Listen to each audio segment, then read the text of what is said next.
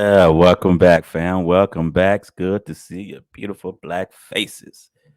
You're now tuned in to the Jay Williams Boss Up podcast. I understand you could have been anywhere in the world, but you rocking with us, and I greatly appreciate that. Man, I tell you, I hope you guys are prepared for this winter storm approaching us. My understanding is going to be around for a while. So you guys check on your people. Make sure your people are okay because it's going to be a cold night and a cold weekend. It's going to be colder than a polar bear toenail. And that's cold as fuck, I tell you. Shit. Anyway, we got a good one for you. We got an absolute good one for you. This was sent to me by a good friend of mine's, a co-worker, Miguel Luis. Yes, a motherfucking OG out of South Park, Texas, by way of Third Ward. I tell you, he's a motherfucking gangster, man. I went to lunch with this motherfucker one day. He scared the hell out of me the way he was talking shit to them folks, man. God damn, he's an OG, I tell you. He hang out with that bloodbath, OG bloodbath. What's her name out of Third Ward? Oh, yeah, that's his homegirl. I'm just joking, though. But Miguel, stand up guy, man. Stand up dude, man. Stand up guy. Anyway, we got a good one for you. We entitled this Man Shoot Out His Own Window During a Car Rage Incident. Now, here's a prime example why some of us may not need to carry a firearm.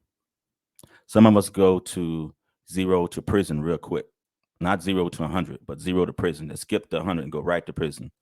And that's what this guy did. This guy got into it on the highway in Dade County in Florida. I'm telling you, you got some real ones in Dade County. You got some bad hombres out there.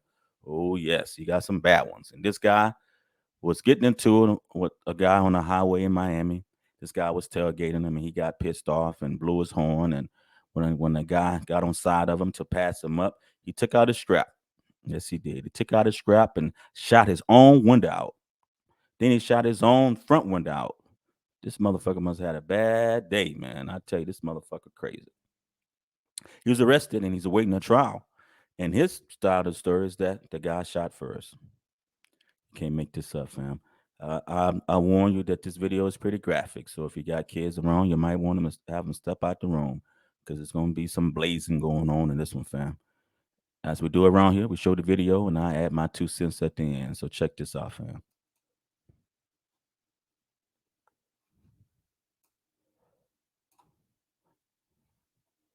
I'm sorry, it's not keyed up. I apologize. There we go.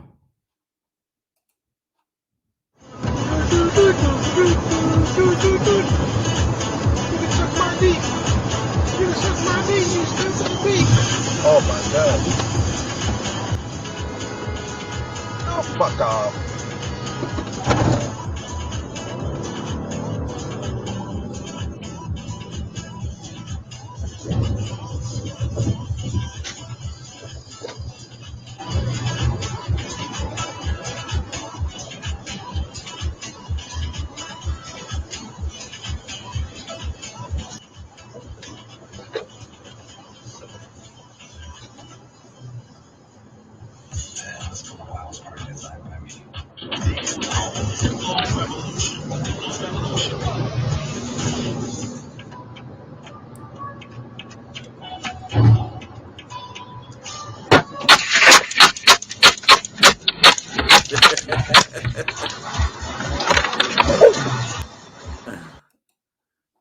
Yeah, that's yeah, there you go, man. That's prime example why some of us don't need firearm. He could have injured himself, if anything. That bullets could have ricocheted, hit him in his bald ass head, or some of the glass fragments could have got in his eyes. He's driving it, could have ran it back. It's just a lot of scenarios could happen with that. Was probably wouldn't end it right.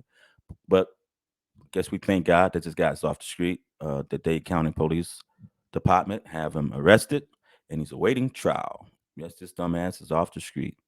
You know, the surge of crime in the city of Houston, I encourage everyone to be in a position that you can protect yourself and your family. And, you know, the crime in this great city have gone to shit. Yeah, a lot of people moving here and the city is just under siege with these assholes that are committing violent crimes and getting out the next day. Like this incident here in Houston locally, I think in Katy, if I believe. This young lady 15 years old, was dating this guy 17, and she found out this guy was cheating, and she was going to break it off with him. But before she did, this jackass shot her 22 times. They live in the same neighborhood, and guess what? He got bailed out the next day. So her family have to see him possibly walk in the neighborhood, all willy nilly. Yeah, we have to do something with this the crime and the unnecessary violence that's in Houston right now. No matter where you live in Houston, River Oaks, Missouri City, Sugarland, everyone is a potential victim of a violent crime. Yes, we are. And everyone that know me, I've been licensed to pack a firearm now for almost 2 years, and I don't leave the house with it. I don't leave my home with it. People around me know already that one thing about Jay stays strapped. Yes, indeed, I stay strapped. Not because I think I'm big bad wolf, because the object of my game is to of the game is to make it home safely every day, and also to protect me and mine. Like Ice Cube said, the great Ice Cube, the poet Ice Cube, get yourself a nine and you'll be fine. And that's what I did. I have several firearms, and I'm a very I'm and may I add that I'm a responsible gun owner. Yes, I do. Yes, I am. And so I encourage everyone to protect yourself out there, but at the same time be responsible. And this is a prime example why some of us don't need firearms, but you know it's important that we protect ourselves and others. That's a study that showed that Sean Taylor, the NFL player who was killed in his home during a home invasion, if he had a gun, he would have survived. So, and I believe that uh, it's my duty to protect myself and my family, and I'm gonna do so. Yes, I'm gonna do so. It was an incident not too long ago. It was an incident not too long ago. I was walking to my truck, and this guy was just staring at me. What the fuck go down here? And I'm like, oh shit, what's going on? And I was telling my son's mother, I'm saying, man, what the hell? I don't know what's wrong. So I don't know what's wrong with this cat, but you know. And she asked me, do you have your gun on you? I said, is water wet? You goddamn right I do. So when I got to my truck, I drove off, and I seen this guy not too long ago. True story. I seen a guy later, maybe a day or two later, the same guy, and he was looking at me again. And once again, I'm strapped. I'm shit. I'm about that action right now. Shit. And he hollered my name, Mr. Williams. And I kind of let my guards down. If he called him Mr. Williams, then he know me from my professional life. And it was a guy that I known maybe several years ago when I was running a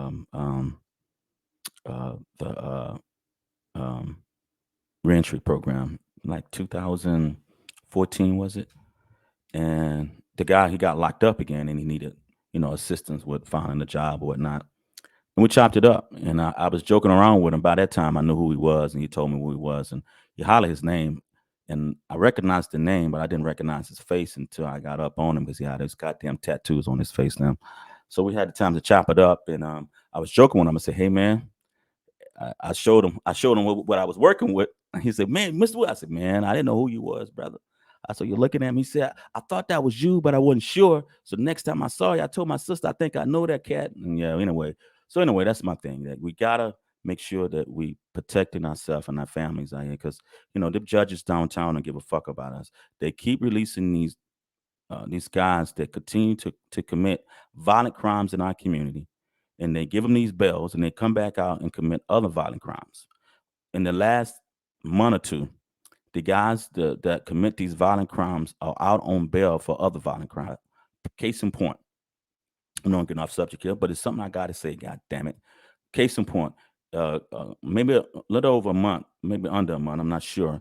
And off of 40 I-45 North in Airtex, that's a Cracker Barrel, and I eat there quite often. And there's a manager there. I didn't know her name, and she didn't know me, but she knew me because I eat there at least twice a month, whatever. In the morning, me and my son would go eat, and she knew me because I joke around and kind of I'm a people person, so I love people. So I'm joking with her, and when I walk in, she called me the troublemaker, just teasing. And I always tell her, hey, well, you better make sure my order's right, god damn it. And we go back, the sweetest women in the world, sweetest women. Well, a couple of weeks ago, and this was on the news, the local news. If you hear local, You probably remember this story. A guy, right before they opened, she was a young lady that worked there, got out her car to go inside, and this guy approached her and asked her, "Were they open?" She said, "No, not yet." So he attempted to snatch her purse. She was able to get away from him, and the manager that I'm speaking of saw the incident go down. She opened the door to let the worker in, and the guy was trying to get in, but she held the door so he wouldn't get in, and he pulls out a gun and shot her in the chest, and killed her. And this guy was caught maybe a couple of days later in northeast Houston in a Tuscaloosa near Humble, and was killed by the police officers because he was pretending to brandish a gun.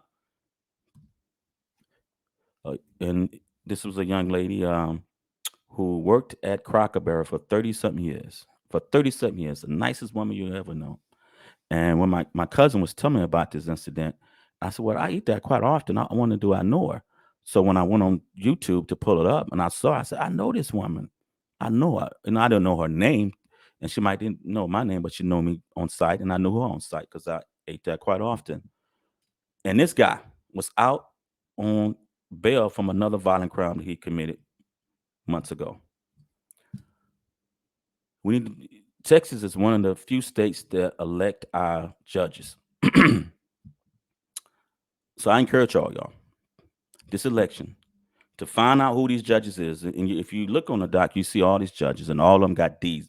Majority of them got D's by the name, meaning they're Democrats. So all these liberal judges that are out here that are giving these violent SOBs bail to get out. Number one, they lowering the bail so low so these guys can't get out. That's number one. Put that bail so goddamn high that Donald Trump, Bill Gates couldn't get out that motherfucker. These guys are a danger to our society. They let them back out in our community and they commit violent crimes on us. I had my Cadillac convertible stole out of my vehicle twice in less than 3 months. No, can't make this up. Less than 3 months. You cannot make this shit up. And I was talking to one of my coworkers. Yes, matter of fact, today he was telling me that he was watching the news, and he thought about me because this young lady that lived at an apartment complex. They stole 13 Cadillac convertibles in one night in that apartment complex. Can't make this shit up, man. So please protect yourself, and I pray that God uh, uh, um, protect you and your family, but also be aware of your surrounding as you travel throughout this great city. And because it's a different place now. It's a different place. Houston is a different place with the violent crimes. I think Houston now have passed Chicago up for the most murders already for this year. We doubled what we were last year in terms of violent crimes and murders. So it's a different place. I lived in Houston all my life, born and raised, but I tell you what, it's not the place that I remember growing up. So it's very violent out there. So I encourage you guys to protect yourself and be aware of your surroundings. All right, I got on my soapbox. Now I'm gonna get my motherfucking ass off and go make me some money. That's what a hustler do. Legal money, god damn it. Thank you for tuning in to the Jay Williams Boss Up Podcast. Until we talk again, you guys keep it safe. May God bless us all. We out.